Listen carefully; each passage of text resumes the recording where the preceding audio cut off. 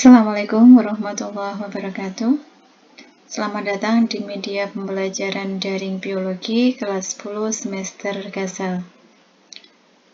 Sebelum saya mulai pembelajaran ini, terlebih dahulu saya perkenalkan, nama saya Nur Hayati. Saya mengajar mata pelajaran biologi kelas 10 FKK SMK Diponegoro Lebak Siu.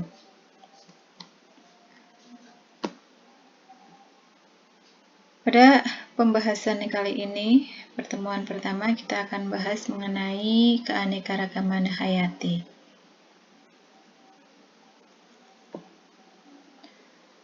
Yang akan kita pelajari dulu, yang pertama, subpokok bahasanya, konsep keanekaragaman hayati.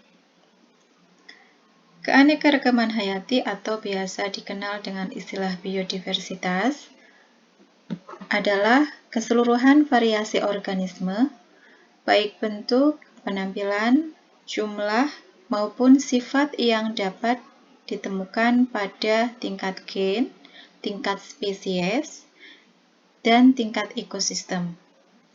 Dengan demikian, perbedaan antar berbagai organisme ataupun berbagai ekosistem disebabkan adanya variasi yang dimiliki oleh masing-masing organisme atau ekosistem. Sebelum kita bahas satu persatu mengenai tingkat keanekaragaman hayati, coba sekarang kalian amati gambar tersebut. Apakah ada perbedaannya?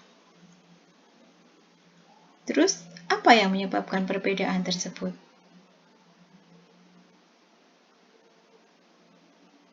Nah, sekarang kita mulai masuk ke macam-macam tingkat keanekaragaman hayati.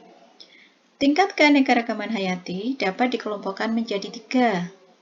Yang pertama, tingkat keanekaragaman gen. Kemudian yang kedua, tingkat keanekaragaman spesies atau jenis. Dan yang ketiga, tingkat keanekaragaman ekosistem. Kita akan bahas satu persatu dari tingkat keanekaragaman hayati ini. Yang pertama, keanekaragaman tingkat gen. Adalah keanekaragaman atau variasi yang dapat ditemukan di antara organisme dalam satu spesies. Misalnya, beberapa perbedaan ciri dan sifat yang ditemukan di antara sesama manusia. Walaupun sama-sama dalam satu spesies, yaitu Homo sapiens, tetapi di antara kita memiliki bentuk hidung, mata, rambut, tinggi tubuh, warna kulit, ataupun kecerdasan yang berbeda-beda. Keanekaragaman tingkat gen juga ditunjukkan di antara jenis buah mangga, misalnya ada mangga harum manis, Indramayu, golek, apel, dan lain-lain. Sekarang kalian perhatikan gambar berikut ini. Ini ada beberapa gambar. Gambar yang pertama itu adalah keanekaragaman tingkat gen pada buah mangga. Yang pertama ada mangga gadung, mangga gedong gincu, mangga golek, kemudian mangga apel, ada mangga kelapa, dan juga mangga madu. Dari gambar tersebut, ya, kita bisa lihat secara morfologi, mangga ini memiliki gen yang berbeda. Kita lihat dari warna kulitnya, bentuk buahnya, kemudian ada warna daging buahnya, rasa buahnya, itu berbeda-beda. Perbedaan ini menunjukkan adanya keanekaragaman tingkat gen. Pada gambar yang kedua, kalian bisa perhatikan, itu ada gambar bunga mawar. Ini memiliki perbedaan warna pada mahkota bunganya.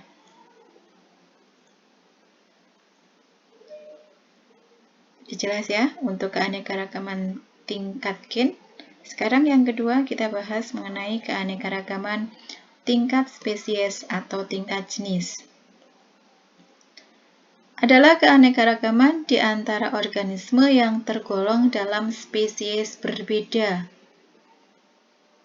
Keanekaragaman yang satu ini dapat ditemukan pada komunitas atau kelompok berbagai spesies makhluk hidup dalam genus atau famili yang sama yang hidup di suatu tempat. Contohnya bisa kalian lihat pada gambar berikut ini. Yang pertama di sini keanekaragaman jenis pada hewan. Nah, di gambar ini keanekaragaman pada hewan, misalkan yang pertama di sini ada harimau, kemudian ada singa, kucing, dan cheetah. Mereka ini masih dalam satu kelompok, masih memiliki hubungan kekerabatan. Yang dicontohkan di sini kelompok kucing, ada kucing, harimau, singa, cheetah. Itu masih memiliki hubungan kekerabatan. Maka keanekaragamannya itu adalah keanekaragaman jenis atau spesies. Pada kelompok contoh yang lain ada kelompok kuda. Di kelompok kuda itu ada kuda, ada keledai, zebra. Itu kan semuanya spesiesnya itu berbeda-beda. Kemudian kelompok primata ada orangutan, ada gorila, simpanse, monyet. Dan pada kelompok burung ada cendrawasih, ada maleo, kenari, pipit, merpati, serta keanekaragaman jenis secara umum, ya. Contohnya misalkan seperti ada cacing tanah, burung dara, kucing, harimau, anjing. Nah, kalau ini di contoh yang terakhir yang secara umum ini kan keanekaragaman jenis pada tingkat hewannya itu artinya mereka masih punya hubungan kekerabatan tapi yang sangat jauh. Mereka hanya sama-sama hewan saja. Ya. Kemudian contoh berikutnya keanekaragaman jenis pada tumbuhan. Ini juga ada bermacam-macam. Contoh yang ada pada gambar ini ya, contohkan ada kelapa, kemudian yang kedua ada lontar, aren, dan pinang. Itu masih dalam satu kelompok. Kelompoknya adalah kelompok palem. Atau dalam familinya namanya palme. Kelompok berikutnya, contoh yang lain ada kelompok nangka. Ada nangka, sirsak, dan anona. Kemudian ada kelompok jahe. Ada jahe, kunyit, kencur, laos, atau lengkuas.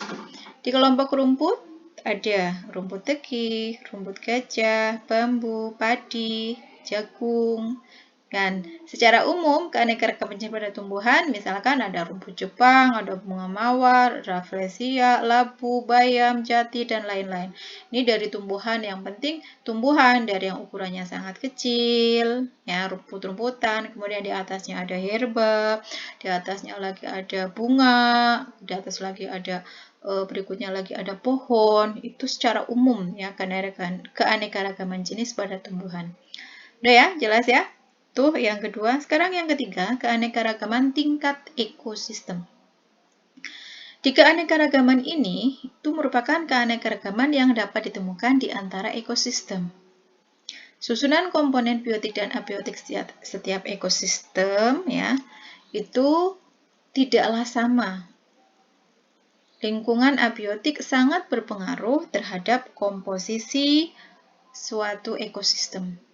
Oleh karena itu, misalkan ada dua wilayah dengan kondisi abiotik berbeda, umumnya juga mengandung komposisi organisme yang berbeda pula. Contohnya bisa kalian lihat pada gambar berikut. Nah, itu contohnya ada, di sini ada digambarkan ada ekosistem gurun, kemudian ada ekosistem padang rumput, ekosistem taiga, kemudian ekosistem hutan hujan tropis, ekosistem hutan kukur, dan ekosistem tundra. Kalau kita lihat di garis gambar ini, ya, jelas di situ organisme atau komponen biotik yang ada pada ekosistem di situ masing-masing berbeda. Kenapa? Karena salah satu faktor yang berpengaruh itu adalah komponen abiotiknya. Kalau komponen abiotiknya berbeda, maka komponen biotik yang hidup di ekosistem itu juga berbeda.